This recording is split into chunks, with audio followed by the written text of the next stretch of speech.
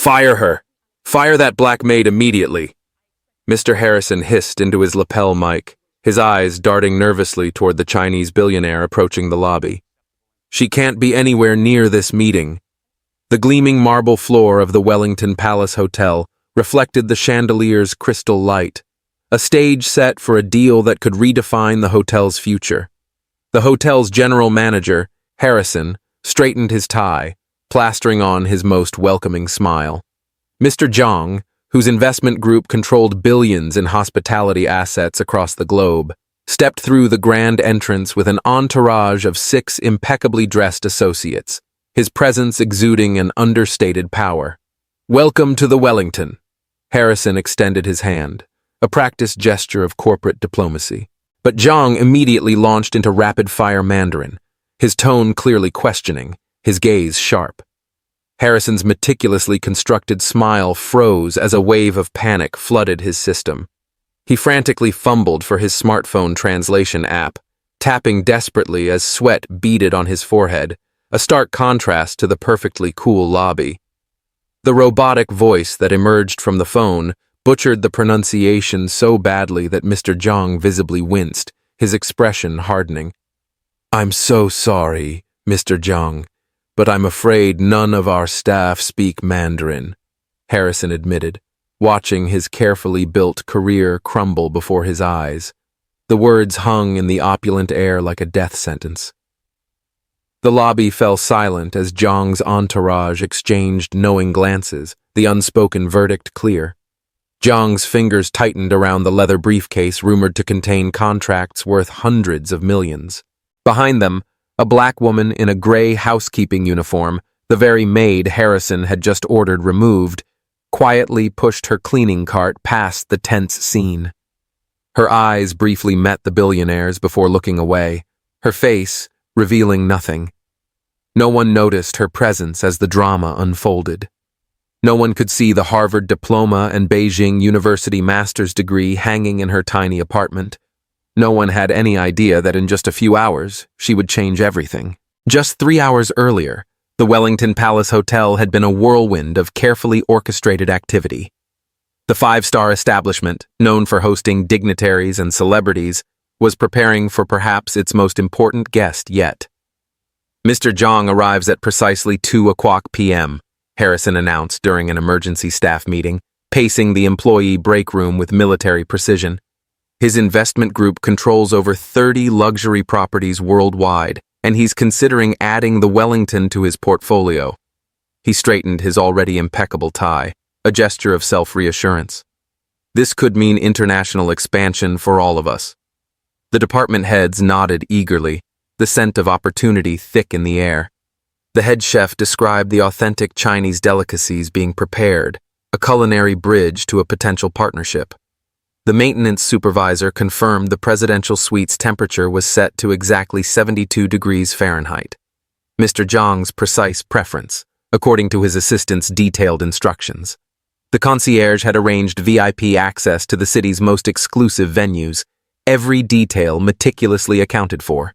"Remember," Harrison's voice dropped an octave, his eyes scanning each face, a silent warning. "Mr. Zhang's net worth exceeds the GDP of several small nations.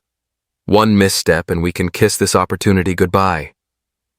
The front desk manager raised her hand tentatively, a flicker of concern in her eyes.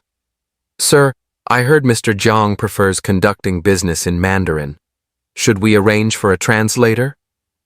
Harrison waved dismissively, his confidence bordering on arrogance. "His assistant assured me Mr. Zhang speaks perfect English. Besides, we've updated our translation software on all hotel devices." He tapped his smartphone. Latest AI technology, practically human. As the meeting dispersed, Harrison stopped the head of housekeeping. "Emma, make sure your staff is invisible today. I want rooms maintained as if by magic. No guests should see your people working." Emma nodded, her expression weary but compliant. "Of course, sir. They know the drill." Outside the meeting room, the hotel transformed. Fresh flowers appeared in every corner. Staff practiced their most professional smiles. Security discreetly scanned the perimeter. The Wellington wasn't just a hotel today. It was a stage, and every employee an actor with a precisely defined role in an elaborately choreographed performance. At the center of it all stood Harrison, making minute adjustments to everything from the lobby's ambient music volume to the precise angle of the welcome banner. His 20-year rise from front desk clerk to general manager had been built on attention to such details, a testament to his ambition. The Jiang meeting wasn't just about the hotel's future, it was about his own. The regional director had hinted that successfully securing this deal could mean a promotion to the corporate office, the ultimate validation of his career. Harrison checked his watch. 1 hour until Jiang arrived. He straightened a slightly crooked painting and allowed himself a moment of satisfaction. Everything was perfect. Everything was under control. In the East Wing's executive suite, Olivia Thomas methodically refreshed the room, her movements efficient and practiced, almost ritualistic. At 32, she'd been part of the housekeeping staff for nearly 4 years, invisible labor in a visible world of luxury. She tucked fresh Egyptian cotton sheets with hospital corners, aligning the monogrammed pillowcases with mathematical precision. From her cart, she selected the specific aromatherapy diffuser requested for this room, white tea and jasmine imported from China's Fujian province, a small touch of authenticity amidst the opulence. Proper diffusion requires placement away from direct sunlight, she murmured to herself in perfect Mandarin, adjusting the device's position, her fingers briefly brushing against a book in her work bag. Dog-eared pages of advanced international trade theory peeked out beside a well-worn Mandarin English dictionary. The walkie-talkie on her hip crackled. All housekeeping staff need to finish current rooms and remain in service areas, Emma's voice instructed. VIP arrival in 50 minutes. Understood, Olivia responded, quickening her pace. As she polished the bathroom fixtures, her reflection fragmented across the mosaic of mirrors. A bachelor's in international relations, a master's in East Asian linguistics, fluent in Mandarin, proficient in Cantonese and Japanese, all leading to pushing a housekeeping cart through America's luxury hotels. 4 years ago, she'd returned from studying abroad in Beijing with dreams of working in international business, a field increasingly vital in a globalized world. But 300 rejection letters later, her student loans, a crushing reality for many bright graduates, demanded payment. The Wellington had been hiring. Temporary, she'd told herself. Yet here she remained. She'd watched countless business meetings from the periphery, silently correcting mistranslations in her head while emptying wastebaskets. She'd overheard negotiations where millions changed hands while she earned minimum wage plus tips. The irony wasn't lost on her. In a globalized economy desperate for cultural bridges and specialized communication skills, her abilities remained hidden behind a uniform that rendered her functionally invisible. Her situation, while personal, echoed a broader societal challenge: the underutilization of skilled labor, a systemic inefficiency often overlooked. As Olivia finished the suite, she glanced at her watch. Still time to review the Chinese economic journal she'd been reading during breaks. She pulled it from her bag as her phone buzzed with a notification from her student loan servicer. Payment past due. She sighed, tucking the journal away.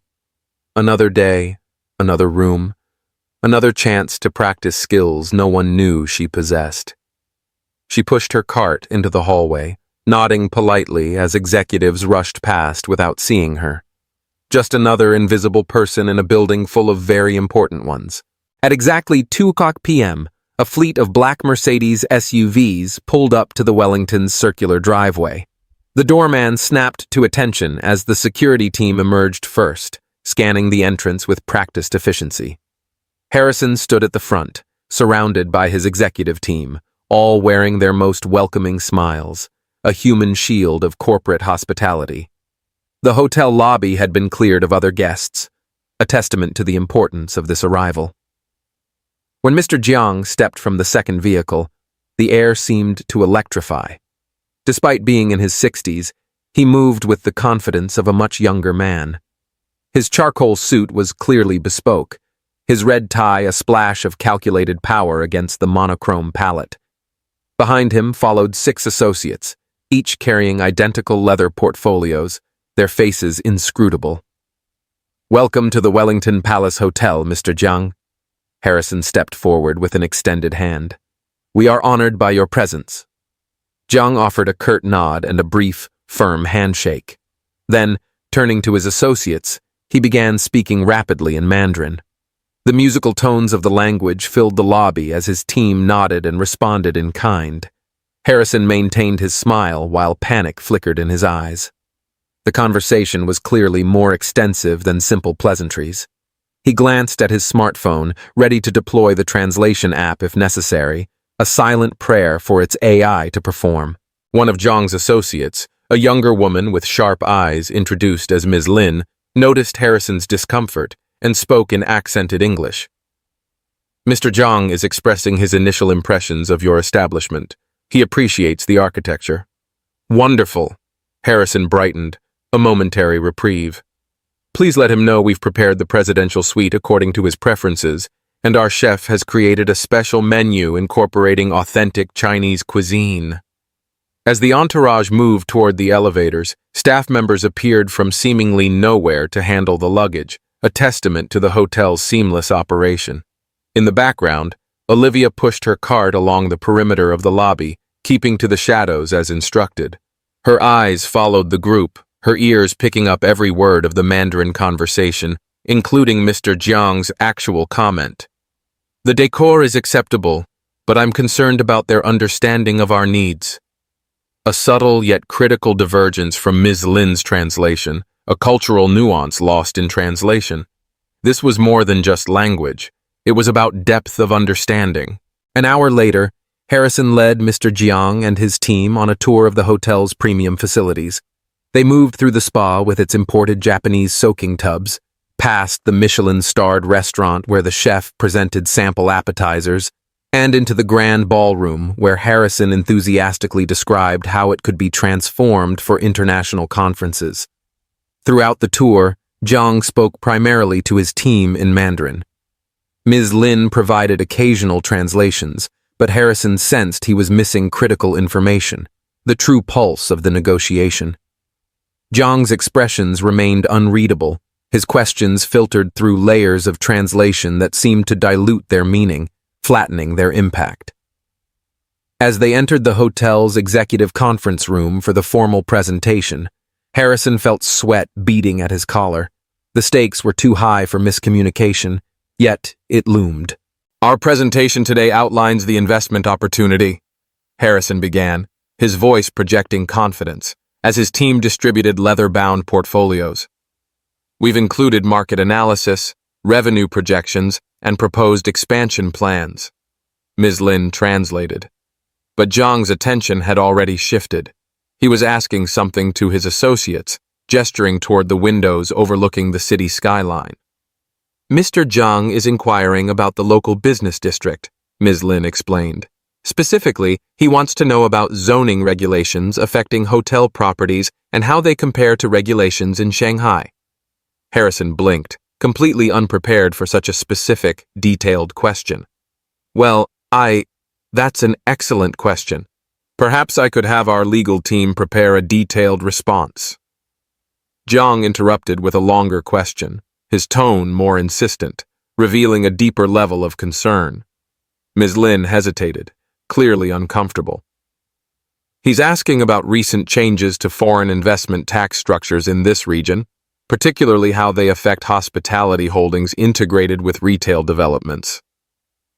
The room temperature seemed to rise 10 degrees. Harrison's carefully planned presentation was derailing into territory he hadn't prepared for, exposing a critical knowledge gap. He reached for his smartphone, his digital crutch.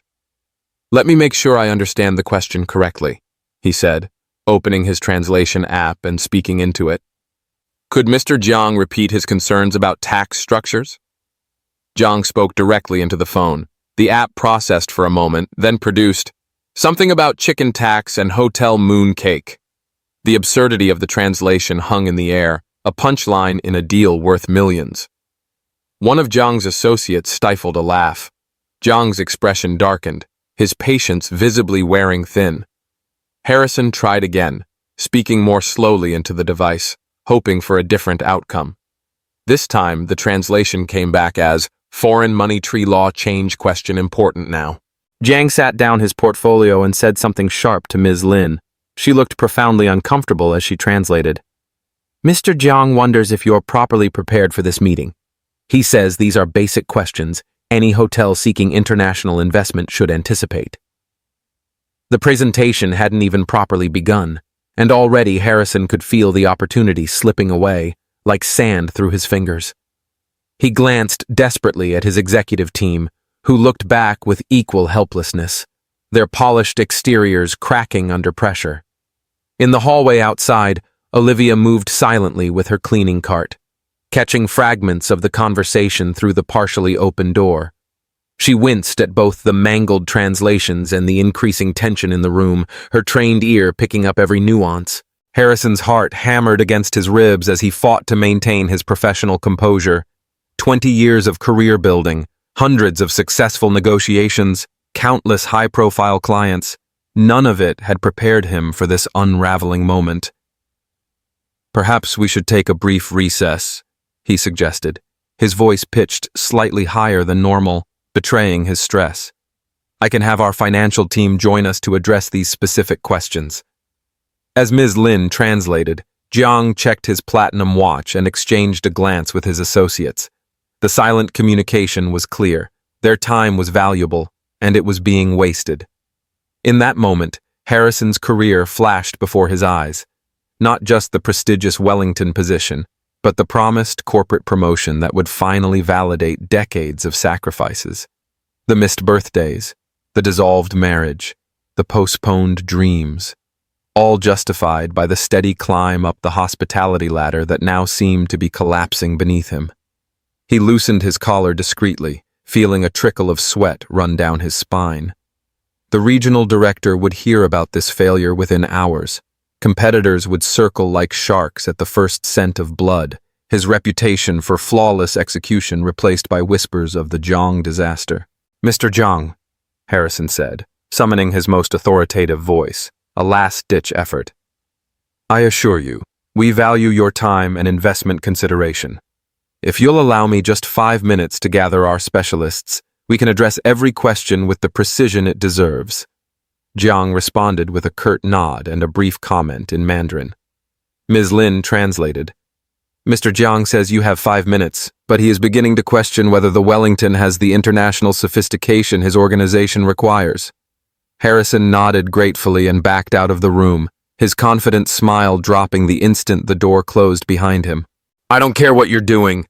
Drop everything and get to the executive conference room," Harrison hissed into his phone as he paced the hallway, his voice barely controlled. "And bring anyone who speaks a word of Mandarin." The hotel's financial controller appeared first, breathless from running up 3 flights of stairs after the elevator proved too slow. "Jiang is asking about foreign investment tax structures and zoning regulations," Harrison explained rapidly. "Can you address that?" The controller paled. "I can cover the basic tax implications, but the international aspects, that's beyond my expertise." Harrison's personal assistant arrived next. "I've called the language service we use for the Japanese tour groups," she reported. "They're checking if they have a Mandarin translator available." "How long?" 30 minutes minimum." "We don't have 30 minutes. Harrison struggled to keep his voice down, his frustration bubbling to the surface. "We have 3 minutes before I have to go back in there." The food and beverage director suggested using multiple translation apps simultaneously to cross-reference results. The sales director proposed focusing on the visual elements of their presentation to circumvent the language barrier, a desperate attempt to pivot. The head of security mentioned his cousin took Mandarin in college, though he lived 2 states away. Each suggestion hit the wall of impracticality as the minutes ticked by, each a stark reminder of their collective unpreparedness. Harrison's assistant returned, phone in hand, her expression grim.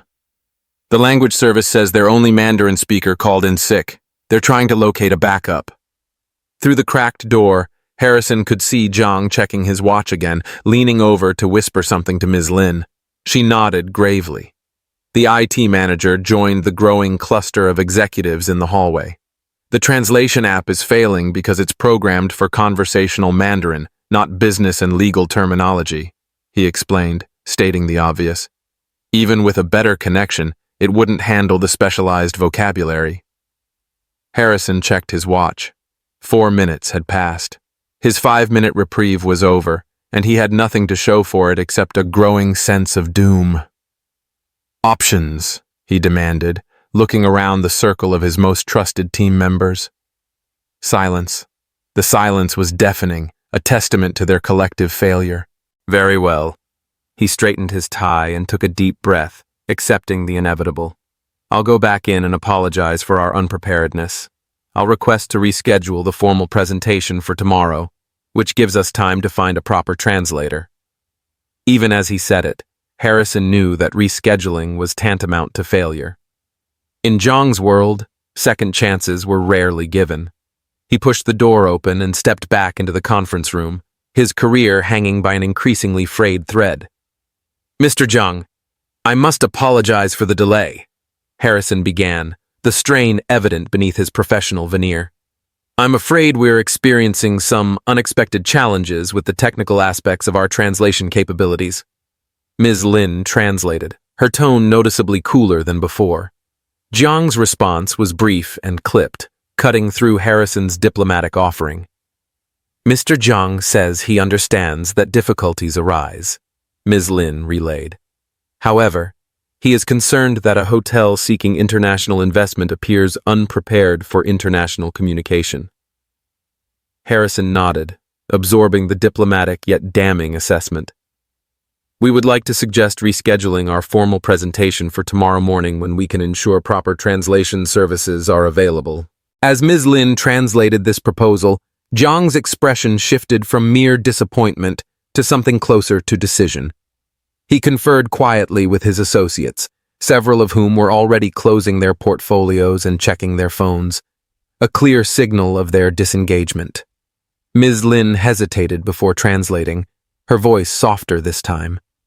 Mr. Zhang has appointments with 2 other hotel groups during his 3-day visit to the city. He says perhaps it would be more efficient to focus on those meetings instead. The carefully chosen words didn't mask the reality. Zhang was preparing to walk away, not just from this meeting, but from the Wellington entirely, taking with him not just an investment opportunity, but a significant blow to the hotel's global reputation. Harrison felt the blood drain from his face. Please assure Mr. Zhang that we value his time immensely. Perhaps we could continue with the portions of our presentation that don't require detailed translation, and I can have my team work through the night to prepare. Zhang held up his hand, silencing Harrison mid-sentence. He spoke directly to Ms. Lin, no longer bothering to include Harrison in his gaze. Ms. Lin's professional mask slipped slightly as she translated. Mr. Zhang is considering whether continuing this meeting is worthwhile. He suggests that a hotel unable to communicate effectively with international clients may not be prepared to serve an international clientele. Zhang turned to the associate on his left and murmured something that made the man nod and begin typing on his phone. Even without translation, the meaning was clear. Alternative arrangements were being considered. The Wellington was being replaced. In the hallway outside, the executive team watched through the glass panel as their opportunity and Harrison's career teetered on the brink of collapse, a silent audience to their own impending doom. Throughout the unfolding disaster, Olivia had remained in the hallway, ostensibly dusting the decorative moldings, a master of inconspicuous presence. 4 years of housekeeping had perfected her ability to become part of the background, invisible yet ever-present. But unlike the executives who saw only crisis, she heard every word exchanged in both languages. She understood Zhang's frustration about specific regulatory changes affecting foreign investors in the hospitality sector, recognizing the complexities of cross-border capital flow. She recognized his references to municipal zoning ordinances that would impact potential property expansion, understanding the strategic importance of such details. Most importantly, She caught the subtle implication in his tone that suggested this wasn't merely about translation. It was a test of the Wellington's global business acumen, a measure of its cultural intelligence. As she wiped the same section of wall for the third time, Olivia felt the familiar weight of decision pressing upon her. The same weight she'd felt with each rejection letter, with each loan payment notice, with each day her education and abilities remained hidden behind a gray uniform. Through the conference room's glass panel, she watched Harrison's increasingly desperate attempts to salvage the meeting. She saw Jiang's associates exchanging knowing glances, their skepticism growing. She noted Ms. Lin's subtle mistranslations that actually softened Jiang's more cutting remarks, a silent act of diplomacy. Olivia's hand stilled on the wall. The executives huddled in the hallway were too absorbed in their panic to notice her. The invisible woman suddenly deep in thought, her mind a whirlwind of considerations. Olivia's mind raced. 4 years of careful separation between her work life and her true capabilities. 4 years of protecting herself from the disappointment of being overlooked yet again. She had learned the hard way that offering her skills uninvited often led to skepticism rather than appreciation, a painful lesson in corporate hierarchy. The memory of her previous hotel job still stung. After helping Japanese guests with translation, she'd been reprimanded for overstepping rather than praised for her initiative. "Stay in your lane," the manager had advised. "Guests get uncomfortable when service staff act too educated."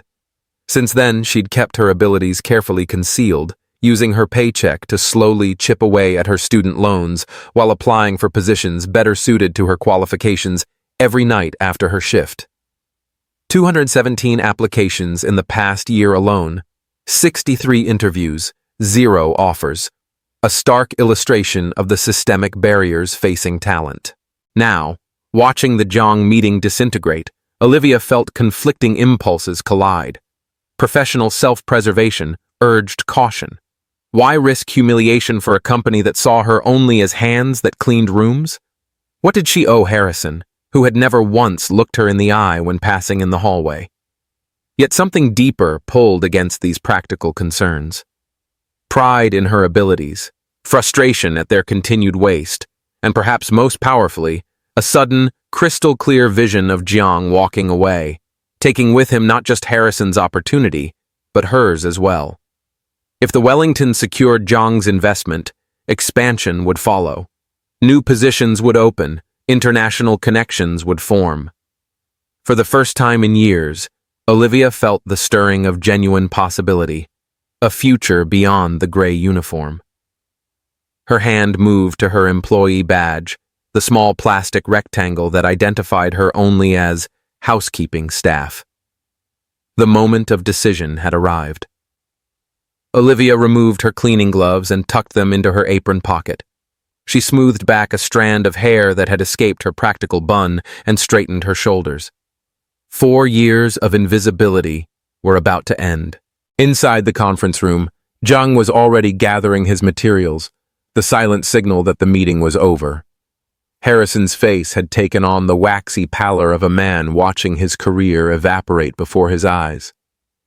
"Mr. Jiang," Ms. Lin was saying, "perhaps we should consider our afternoon appointment at—" "Excuse me?" Olivia's voice, clear and resonant, cut through the tension as she stepped into the doorway. Every head turned, expressions ranging from confusion to irritation at the unexpected interruption. Harrison recovered first. "Not now," he said sharply, making a dismissive gesture. "We're in the middle of an important meeting."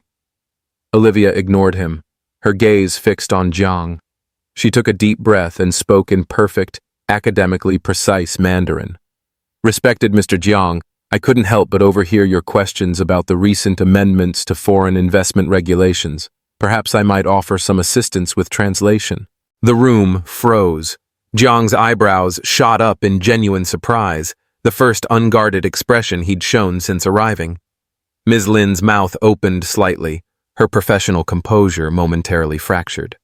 The associates exchanged glances of confusion, then keen interest. Harrison stared at Olivia as if she'd suddenly materialized from another dimension, a ghost in plain sight. "What? What are you doing?" he stammered, his authority completely undermined.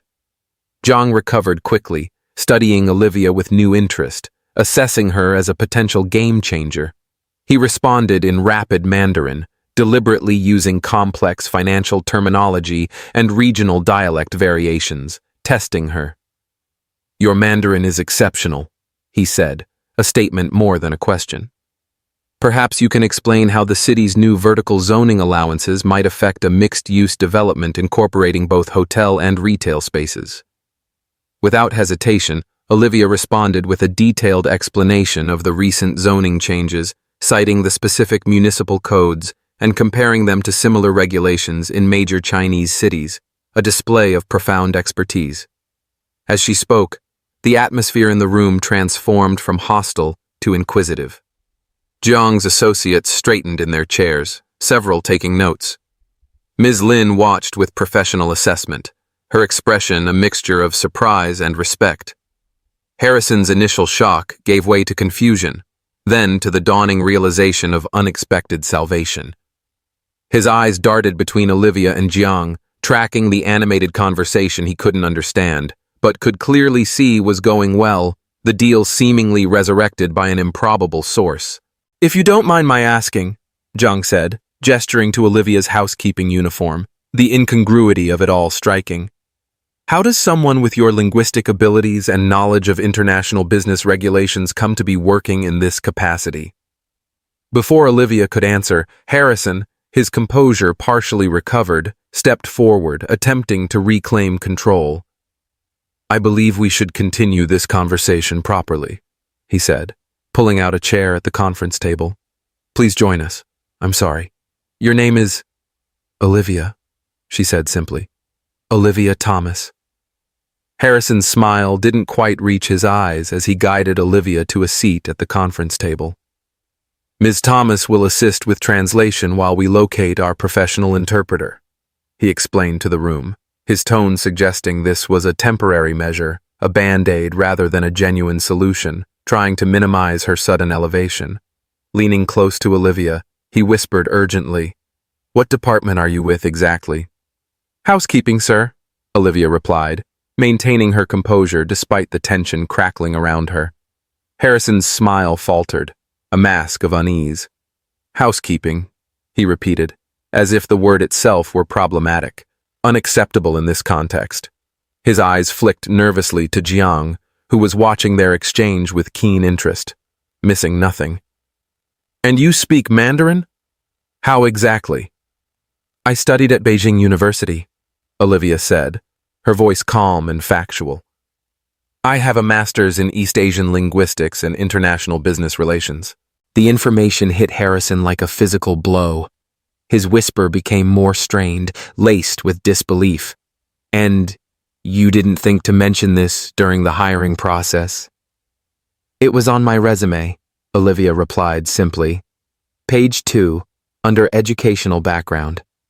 Before Harrison could respond, Jiang addressed Olivia directly in Mandarin, asking about her thoughts on the hotel's positioning for Asian tourism markets, completely bypassing Harrison.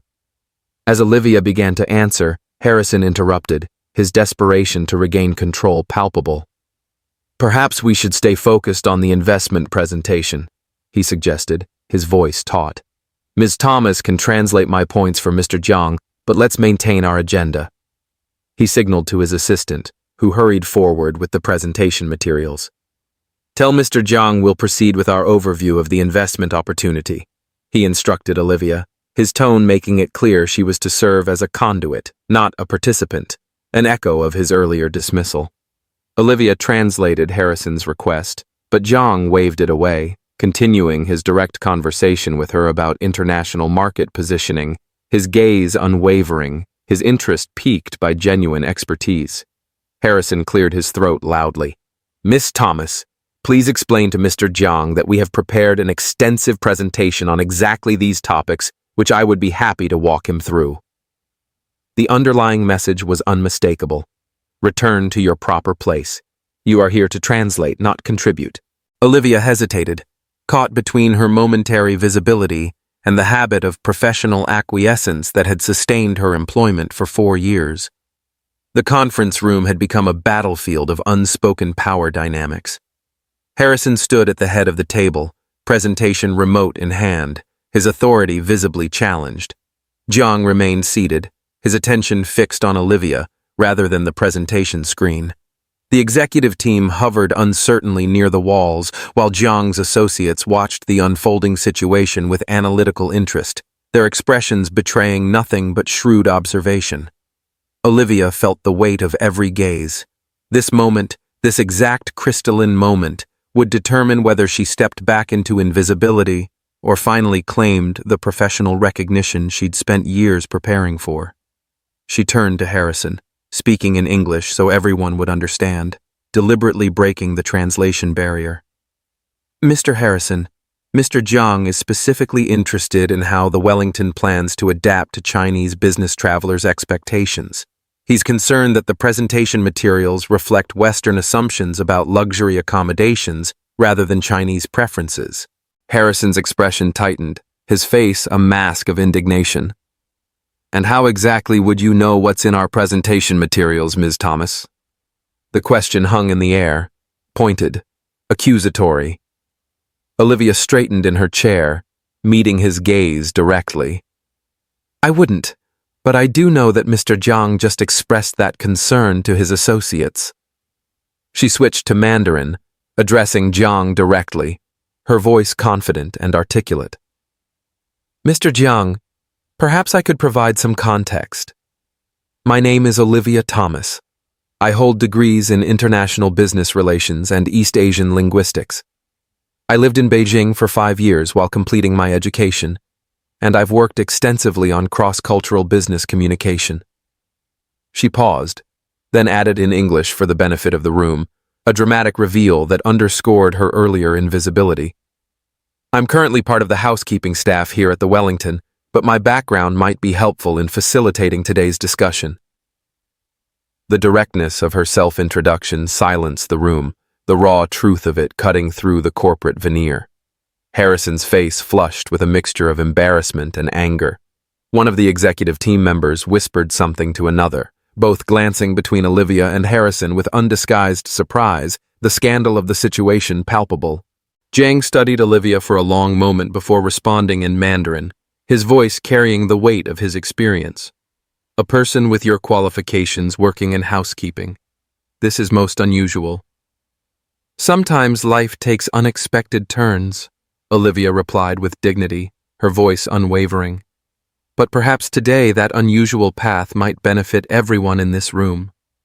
Jiang nodded slowly, then turned to Harrison, his gaze firm. With Ms. Lin now translating his words, he said, I would like Ms. Thomas to participate in this meeting, not merely as a translator, but as someone who understands both our cultures.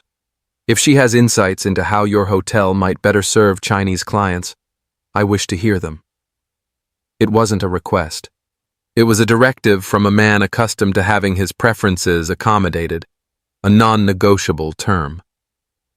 Harrison's knuckles whitened around the presentation remote as he forced a smile, the defeat evident in his eyes.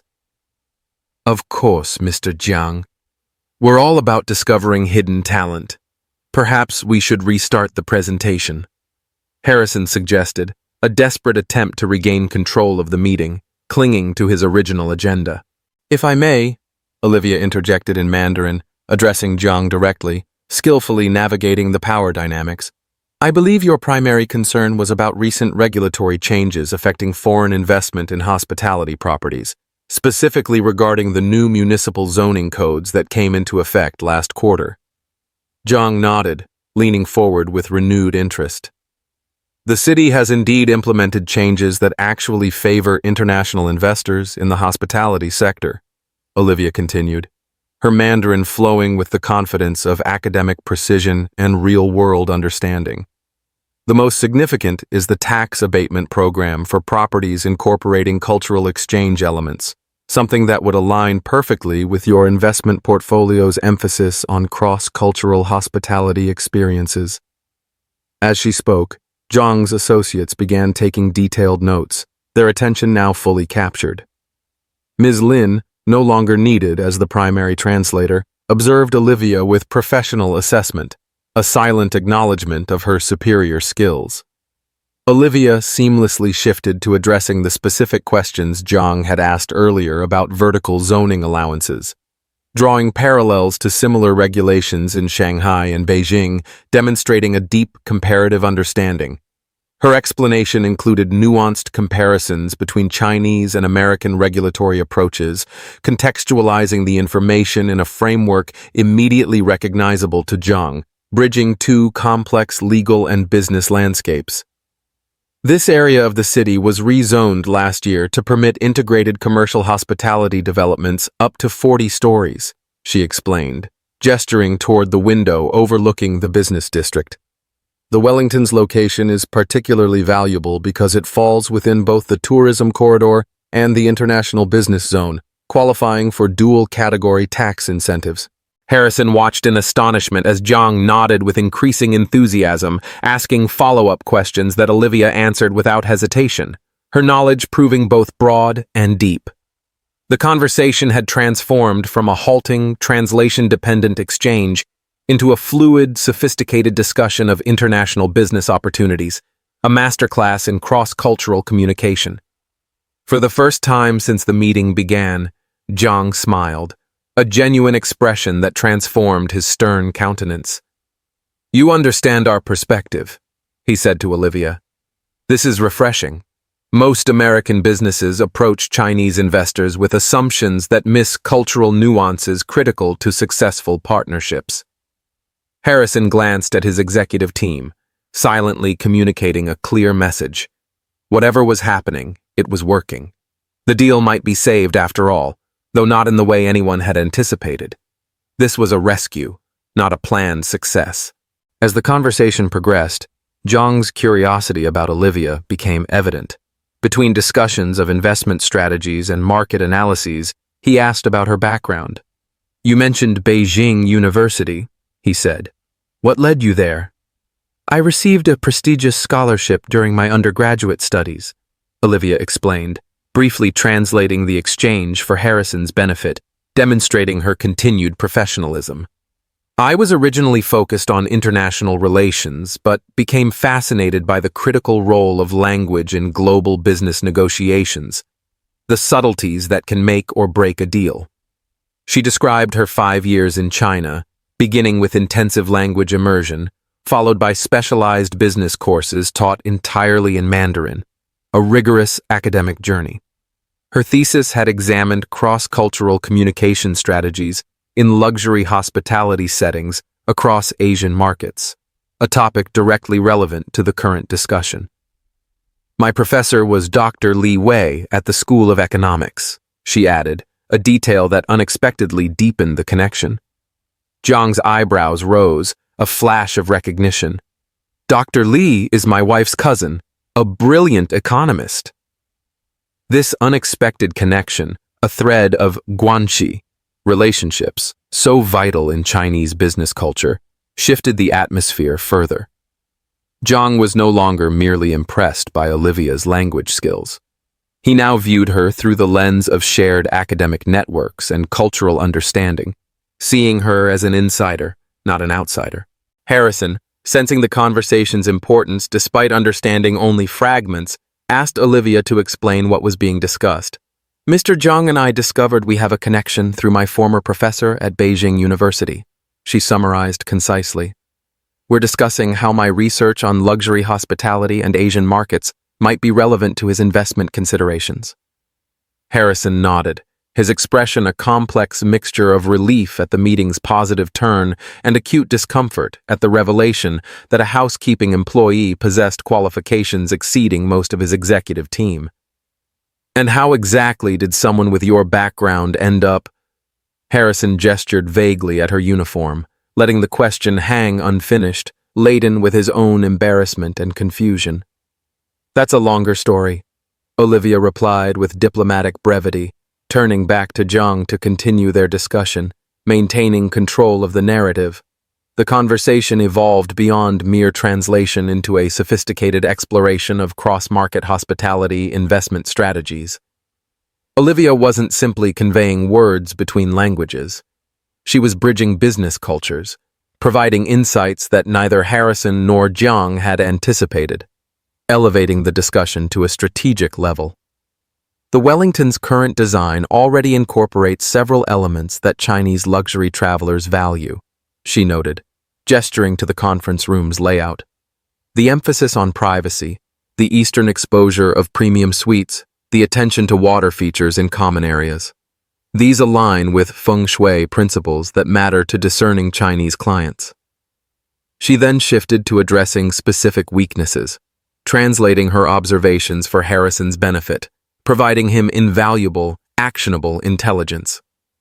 The hotel lacks dedicated tea service areas and has limited multi-generational accommodation options, which are critical for Chinese family travelers, she explained.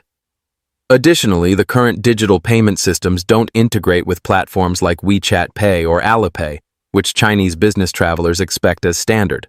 Harrison blinked, taken aback by the precision of her analysis. These were issues his team hadn't even considered, glaring oversights now illuminated by Olivia's expertise.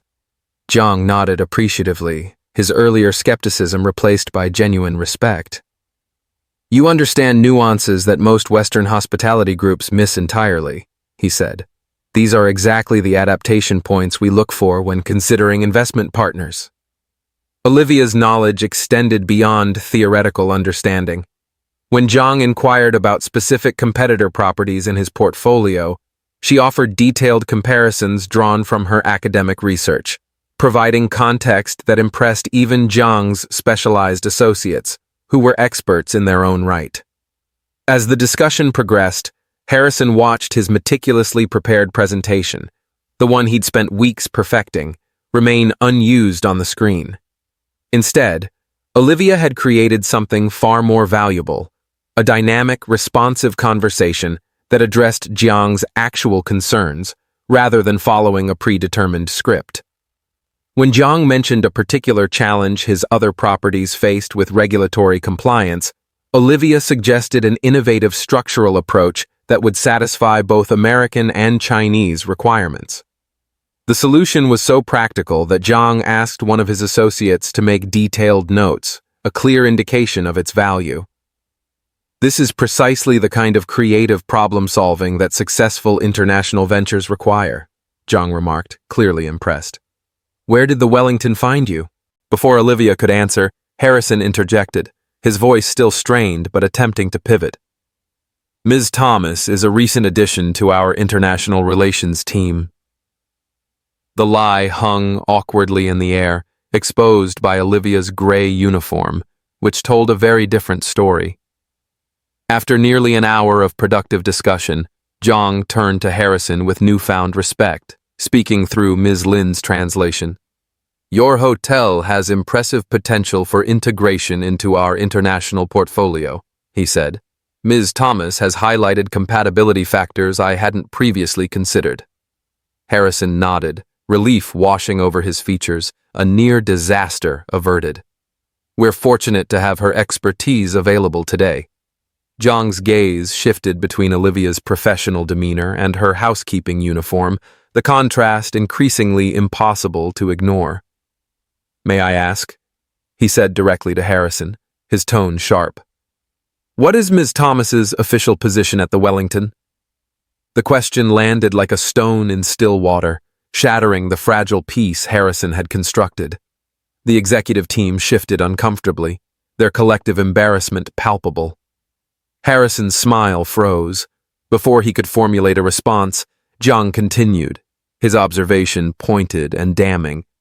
Because someone with her qualifications, language proficiency, and business acumen would typically hold a senior position in my organization.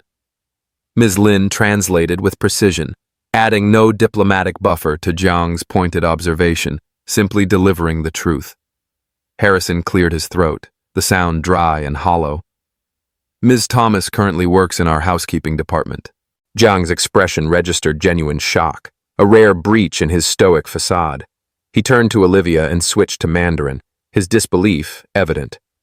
You maintain rooms with these credentials? Yes, she replied simply, maintaining her dignity despite the underlying implication. It's honest work, while I continue seeking opportunities better aligned with my education. Jiang shook his head in disbelief, a profound sense of disappointment in the Wellington's systems. This is a significant oversight. In my companies, we have extensive talent identification programs specifically to prevent such misalignments. He turned back to Harrison, his gaze sharper than before, holding him accountable. Mr. Harrison, I find it concerning that your organization has someone of Ms. Thomas's caliber cleaning rooms rather than contributing to your international business strategy. The criticism was delivered with the calm precision of a surgeon's scalpel, bloodless, yet devastating in its accuracy. Harrison's face flushed as the implications of Jiang's observation rippled through the room. The executive team exchanged uncomfortable glances, each realizing their own complicity in the oversight. Emma, the head of housekeeping, who had slipped into the back of the room during the discussion, stared at Olivia with newfound awareness, seeing her colleague in a completely different light. There has clearly been a misunderstanding of Ms. Thomas's qualifications, Harrison said, his voice strained with forced cordiality, a weak attempt to salvage his reputation. Rest assured, we value all our employees and are always looking to optimize talent placement. The hollow corporate speak sounded particularly inadequate, following the authentic, insightful conversation Jiang and Olivia had been having, exposing Harrison's lack of genuine engagement. In that moment, Harrison saw his hotel and his management approach through Jiang's discerning eyes, not just a failure of language preparation, but a systemic failure to recognize and utilize the human capital already within their walls. How many other Olivias might be hidden throughout his organization, their talents untapped, their potential squandered? The realization was both professional and personal. Harrison had prided himself on running a meritocratic operation, yet here was evidence of a blindness so fundamental it challenged his entire leadership philosophy, shaking the very foundation of his self-perception. Ms. Thomas, he said, turning to Olivia with genuine contrition in his voice, his ego finally giving way to truth. It appears we owe you an apology and perhaps a conversation about your future with the Wellington. As the meeting concluded, Jiang extended his hand to Olivia, a rare gesture of personal respect. I have been impressed not only by your language skills, but by your understanding of cross-cultural business dynamics, he said in Mandarin. My organization is always seeking individuals who can bridge Eastern and Western business practices. He withdrew a business card from his pocket, not the standard card he had distributed earlier, but a distinctive black card with gold embossing that he presented with both hands in the traditional Chinese manner. My private contact information, he explained. Should you be interested in exploring opportunities with Jiang International, I would personally review your application. Olivia accepted the card with appropriate respect, recognizing the profound significance of the gesture, a direct invitation into an elite global network. Thank you for your consideration, Mr. Jiang. It would be an honor. Harrison, watching the exchange he couldn't understand but whose importance was obvious, stepped forward, desperate to prevent losing this newly discovered asset. Ms. Thomas, we should discuss your role at the Wellington immediately following this meeting. His tone had transformed from dismissive to solicitous in the span of an hour. Jiang nodded approvingly at Harrison's belated recognition. I will be recommending the Wellington to my associates, he announced through Ms. Lin's translation, a lifeline thrown. But I would suggest a serious review of your talent management practices. In today's global economy, overlooking capabilities like Ms. Thomas's is not merely an oversight. It's a competitive disadvantage, a failure to understand the true value of human capital. Harrison nodded, absorbing the graciously delivered rebuke, understanding the profound truth of Jiang's words. Your insight is appreciated, Mr. Jiang. I assure you we'll be implementing changes. As the meeting dispersed, the executive team surrounded Jiang, escorting him toward the presidential suite for a celebratory tea service. The crisis had transformed into triumph. The investment opportunity rescued from the brink of disaster, all thanks to an invisible maid. In the momentary quiet of the emptying conference room, Olivia stood alone, still processing the seismic shift in her circumstances. The weight of invisibility had lifted, replaced by the vertigo of sudden, profound recognition. Emma approached hesitantly, her eyes wide with a mix of awe and regret. "I had no idea," she said, gesturing to the conference table where Olivia had demonstrated her capabilities. "All this time." "It's all right," Olivia replied, her fingers lightly touching Zhang's business card, a tangible symbol of her future. Some talents are just waiting for the right moment to be discovered. 1 month later, Olivia stepped off the elevator onto the executive floor of the Wellington Palace Hotel. Her gray housekeeping uniform had been replaced by a tailored charcoal suit, a silent but powerful statement of her new status. Her practical work shoes upgraded to modest heels that clicked confidently against the marble floor. The employee badge hanging from her lapel now read, Director of International Guest Relations, a position created specifically for her. As she passed the front desk, several staff members nodded respectfully. The same employees who had once looked through her now saw her clearly, their perceptions recalibrated. Her new office, formerly a rarely used conference room, had been renovated to include elements reflecting her cross-cultural expertise. A traditional Chinese tea set shared space with modern technology. The bookshelf displayed linguistic reference texts alongside hospitality management volumes. On her desk sat 2 framed items: her master's degree from Beijing University, finally displayed professionally after years in storage, and a letter of intent from Zhang International confirming the Wellington as their newest portfolio property. Harrison had offered the position the same day as the Zhang meeting, along with a salary that finally allowed her to move her student loan status from delinquent to manageable. But more valuable than the compensation was the opportunity to fully utilize her skills and education for the first time since returning from China. Her invisibility had ended. Her real work had begun. In the hotel's main conference room, Olivia stood before 30 staff members from various departments: housekeeping, maintenance, food service, front desk, and concierge. Each wore their standard uniform. But today, they weren't here to clean or serve. They were here to be seen, to be heard, to be recognized for their full potential. "Welcome to the first session of the Wellington's Hidden Talents Initiative," Olivia began, her voice resonating with authority and empathy. "Each of you was invited because you indicated on our survey that you possess skills, education, or language abilities not currently utilized in your position." On the screen behind her, a simple mission statement appeared, recognizing the whole person behind every position.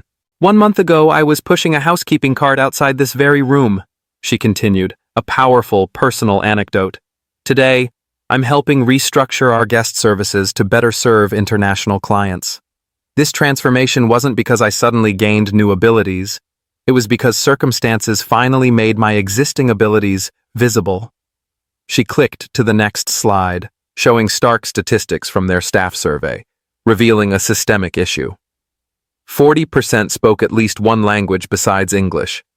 65% held degrees or certifications unrelated to their current positions. 78% possessed specialized skills they never used at work. This wasn't just about language skills, Olivia emphasized. It's about recognizing that every person who works here brings their whole self to the Wellington, not just the parts we see in their job descriptions. It's about valuing the depth of talent that can often be overlooked in conventional corporate structures. Harrison, standing at the back of the room, nodded approvingly, a silent acknowledgement of his past mistakes and his present commitment to change. The initiative had been his idea, a systematic approach to prevent future Olivia situations, as the executive team now called them, a painful but necessary lesson. Today, Olivia concluded, we'll begin creating professional development pathways that align your hidden talents with the hotel's needs, because excellence in service begins with recognizing excellence in our own people. The evening sun cast long shadows across the Wellington's grand lobby as Olivia completed her final task of the day, welcoming a delegation of business travelers from Shanghai. Her Mandarin flowed effortlessly as she explained the hotel's amenities, including their new Chinese tea service and WeChat payment integration, services directly implemented from her earlier recommendations. As the guests proceeded to the elevator, she noticed a young man in a maintenance uniform carefully adjusting a lighting fixture. She had seen him at the hidden talents session earlier, an engineering student working part-time while completing his degree, another untapped potential. Their eyes met briefly, a moment of recognition between two people who understood what it meant to be more than their uniforms suggested. In her month as director, Olivia had already identified 17 employees with valuable untapped abilities. 3 had been promoted. 5 had received additional compensation for utilizing their language skills, and all had experienced the fundamental dignity of being fully seen. The true value of a person, like a precious stone, isn't diminished by being temporarily overlooked. Its worth remains intact, waiting for the moment when the right eyes finally see its brilliance. In your workplace, your community, perhaps even in your home. Who might be invisible right now? What extraordinary talents lie hidden behind ordinary titles? And what might happen if you were the one to finally see them? If this story resonated with you, don't keep it hidden. Subscribe to Beat Stories now and hit that like button. Every week, we bring you powerful narratives that reveal the extraordinary within the ordinary. Join our community of storytellers and truth seekers, because everyone deserves to be seen. Beat Stories, where every untold story finds its voice. What happened today isn't just a story, it's a reminder. Silence protects systems, but courage rewrites them. At Beat Stories, we don't just watch change, we document it. Subscribe for more real stories that challenge power and amplify truth.